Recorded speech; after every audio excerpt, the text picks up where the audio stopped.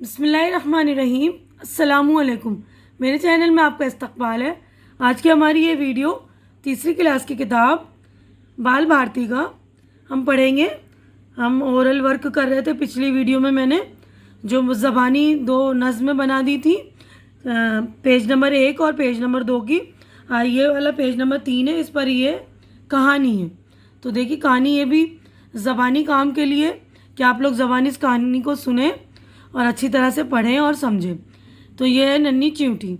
ہدایت دیکھیے، استاد آواز کے مناسب اتار چڑھاؤ، چہرے کے تاثرات اور مناسب حرکات و سکنات کے ساتھ طلبہ کو کہانی سنائیں۔ اس کے بعد طلبہ سے کہانی سنانے کے لیے کہے چھوٹے چھوٹے سوالات پوچھ کر جانچ لے کر طلبہ نے سمجھ کر سنائیں۔ یعنی آپ پہلے سنیں گے اچھی طرح سے، پھر اس کو آپ بھی پڑھیے اور کہانی آپ بھی سنائیے۔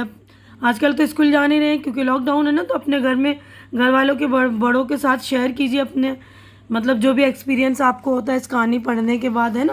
تو یہ میں کہانی پڑھ رہی ہوں۔ کسی جگہ بہت سی چونٹیاں رہتی تھیں۔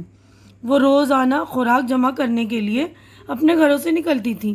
ان میں ایک ننھی چونٹی بھی تھی جو ہر روز اپنی بوڑھی ماں کے ساتھ خوراک جمع کرنے جاتی تھی۔ خوراک یعنی کھانا، غذا بولتے ہیں نا جسے۔ ایک دن اس نے اپنی ماں سے کہا، امی آپ بوڑھی ہو گئی ہیں، بیمار بھی رہتی ہیں، اب آپ آرام کیجیے، کل سے خوراک جمع کرنے کے لیے میں اکیلی جاؤں گی۔ ماں نے کہا، بیٹی تم نے ٹھیک کہا ہے، لیکن خیال رکھنا برسات کے دن قریب ہیں، بارش شروع ہونے سے پہلے ہمیں زیادہ سے زیادہ خوراک جمع کر لینی چاہیے۔ بارش میں باہر نکلنا بہت مشکل ہوتا ہے۔ دوسرے دن ننھی چونٹی دوسری چونٹیوں کے ساتھ خوراک جمع کرنے نکلی۔ وہ بڑی چونٹیوں کی طرح بڑے دانے نہیں اٹھا سکتی تھی، چھوٹے چھوٹے دانے لاتی تھی۔ وہ اس دن زیادہ خوراک جمع نہ کر سکی۔ ننھی چونٹی اداس ہو گئی۔ وہ اپنی خالہ کے گھر پہنچی اور انہیں اپنی پریشانی بتاتے ہوئے کہا، خالہ جان بڑی چونٹیاں تو بڑے بڑے دانے اٹھا لیتی ہیں، وہ زیادہ خوراک جمع کر لیتی ہیں، لیکن میں بڑے دانے نہیں اٹھا سکتی۔ زیادہ خوراک جمع نہ ہوئی تو برسات میں ہمیں بڑی پریشانی ہوگی۔ خالہ نے اسے تسلی دی، بیٹی دل چھوٹا نہ کرو، کل سے ہم ایک ساتھ دانہ جمع کرنے نکلیں گے۔ تم میرے گھر میں چھوٹے چھوٹے دانے جمع کرنا، میں بڑے بڑے دانے تمہارے گھر پہنچاؤں گی۔ ننھی چونٹی خالہ کی بات سن کر خوش خوش گھر لوٹی۔ اب وہ روزانہ پابندی سے چھوٹے دانے اپنی خالہ کے گھر پہنچانے لگی۔ خالہ بڑے دانے ننھی چونٹی کے گھر پہنچا دیتی۔ یہ سلسلہ چلتا رہا یہاں تک کہ بارش کا موسم آ پہنچا۔ ایک دن ننھی چونٹی اپنے گھر میں خالہ کے لائے ہوئے دانوں کو دیکھ کر بہت خوش تھی۔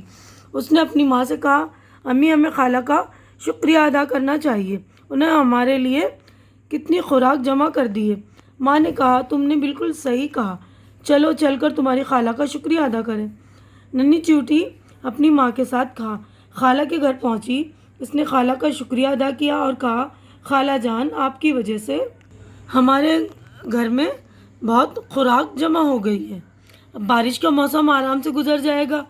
خالہ نے اس کی بات سن کر مسکراتے ہوئے کہا، شکریہ تو مجھے تمہارا ادا کرنا چاہیے، ذرا غور سے دیکھو تم نے جو چھوٹے چھوٹے دانے جمع کیے ہیں وہ کتنے زیادہ ہیں، میرے جمع کیے ہوئے دانوں سے بھی بہت زیادہ۔ ننھی چونٹی سے اپنے جمع کیے ہوئے دانوں کو دیکھ کر حیرت زدہ رہ گئی، وہ سینکڑوں کی تعداد میں تھے۔ خالہ نے اسے سمجھاتے ہوئے کہا، حیران ہونے کی کیا بات ہے، دراصل تم نے بڑی چونٹیوں سے کم محنت نہیں کی، یہ سب تمہاری محنت اور باقاعدگی سے کام کرنے کا نتیجہ ہے، ٹھیک ہے نا۔ تو بچوں ہمیں اس کہانی سے کیا سبق ملا ہے کہ ہمیں محنت کرنی چاہیے، وہ باقاعدگی سے کرنی چاہیے، لگاتار کرنی چاہیے۔ نہیں 4 دن ہم نے محنت کر لی پھر بیٹھ گئے، 2 دن سبق پڑھ لیا ہم پھر بیٹھ گئے، اس طرح نہیں، ہمیں لگاتار محنت کریں گے تو ہمارے جو ہے سبق یاد بھی رہے گا، اور جو یاد کیا ہم اس کو بھولیں گے نہیں، اس سے ہمیں یہی سبق ملتا ہے نا۔ تو دیکھیے اگلی کہانی جو اتحاد میں برکت، یہ ہم اگلی ویڈیو میں پڑھیں گے۔ تو آج کی ویڈیو میں یہیں پر کمپلیٹ کرتی ہوں۔ امید کرتی ہوں کہ آپ لوگوں کو اچھی طرح سے سمجھ میں آ گیا ہوگا کہ محنت کرنے کا انجام بہت ہی اچھا ہوتا ہے، اور ہمیں محنت جو ہے باقاعدگی سے کرنا چاہیے، ٹھیک ہے نا۔ تو میرے چینل کو آپ لوگ سبسکرائب کیجئے اور زیادہ سے زیادہ آپ لوگ دیجئے اپنے فرینڈس کو، اپنے کزنس وغیرہ کو شیئر کیجئے، میرے چینل کو سبسکرائب کیجئے اور میری حوصلہ افزائی کیجئے۔ ہماری اگلی ملاقات اگلی ویڈیو میں ہوگی، تب تک آپ لوگ اپنا خیال رکھیے، مجھے دعاؤں میں یاد رکھیے۔ اللہ حافظ۔